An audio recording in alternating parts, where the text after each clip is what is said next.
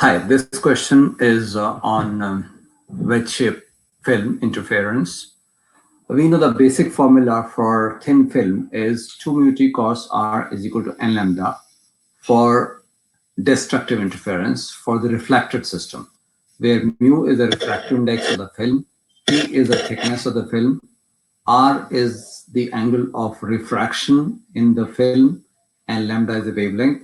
And this 2 mu t cos r is equal to n lambda is a condition for minimum in the reflected system, and the same is for maximum in the transmitted system. Now, in the case of wedge shape film, the thickness is variable, and in the case of wedge shape film is given by beta equals lambda divided by 2 mu sine theta, where theta is the angle of the wedge.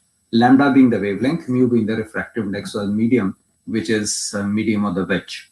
In this particular case, since it is between two plates, it is air in between the two plates, and therefore the value of mu is 1. And sine theta is actually opposite to the hypotenuse. But if this thickness is very, very small, we can take this distance and this distance to be nearly the same. And therefore, sine theta can be approximated as theta, and theta will be equal to this distance, that is the diameter of the wire, divided by the total length of the wedge. So from here, we get the value of sine theta as 0.002397. And then beta works out to be, for mu equal to 1 and theta this value, beta works out to be 0.00143096 meters. So this is meters. Okay. Now, if one fringe has got this much of thickness, how many fringes will be there from this end to this end? That is the question.